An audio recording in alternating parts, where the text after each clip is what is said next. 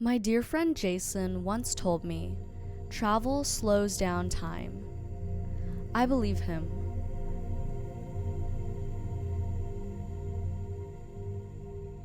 I'm captivated by the adventure and immersive learning I get when I travel, but I also, somewhat selfishly, want every moment to last as long as possible, to practice being fully present and take every bit of what this world has to offer into my own experience.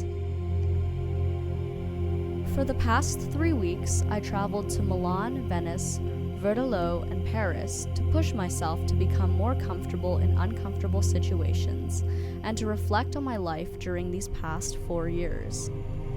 I wanted to practice intentionality, so before I left, I set a few goals. The first one was to not worry about accomplishing anything. This was the first trip I had taken where I didn't have to do any real work. I decided not to book any live DJ gigs, and I didn't have to worry about finances because NYU was covering part of the trip as well as the flights. I wanted to be more in touch with the flow of the universe, open my mind, and meet new people, which is exactly what I did. I was reading a book by the Buddhist monk Mingyur Rinpoche called In Love with the World, and I loved this one line that he wrote.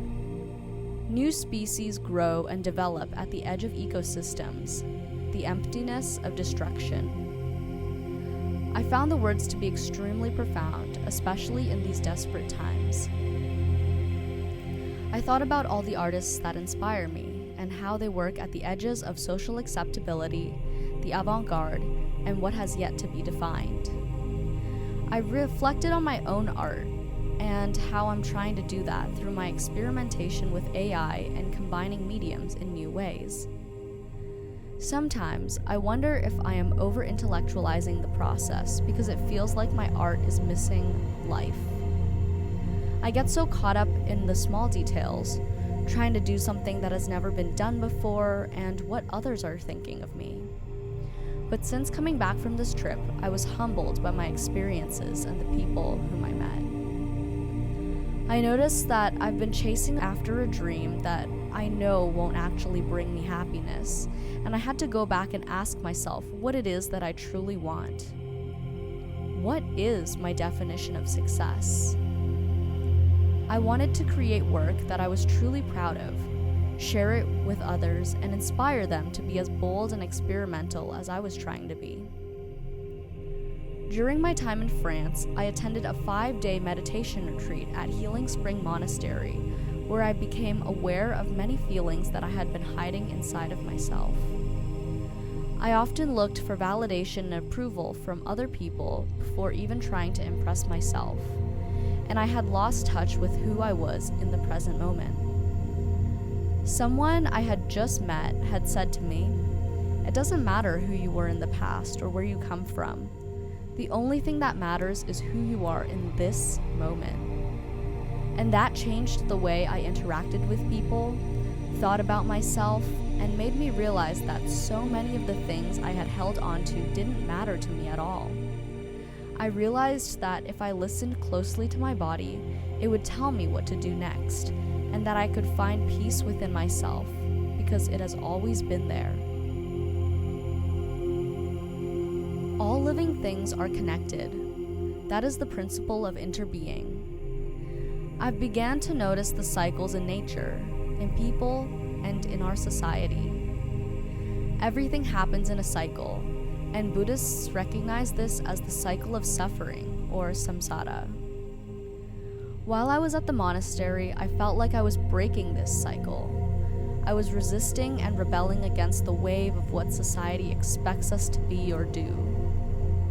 Whenever we heard the ring of the bell, everybody would stop what they were doing and enjoy a moment of silence, a moment of pause, and to practice being grateful in the present moment. Those were the most beautiful moments because you begin to notice the bird songs and how nice the breeze feels on your skin.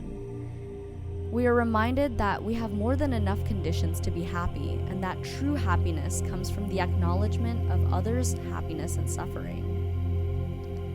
Throughout these past 4 years, I have been so caught up with being different, with leaving a legacy and being the best at what I was doing. But even after accomplishing so much, I felt deeply dissatisfied. Brother Baotang, my Dharma family facilitator, once said, "Joy and happiness are like a spring. We may intellectualize these emotions but not feel them in our hearts. Only when we dig deeper will we find a spring, but once we do, it is overflowing."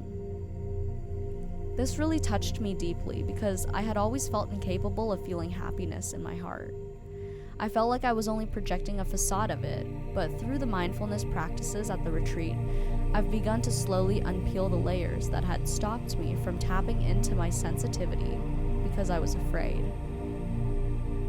Coming back to the city, I realized that mindfulness is also a way to slow down time. At first, it was a little daunting to be fully present in each moment because I get overstimulated quite easily, but I was determined to continue my practice no matter where I would go.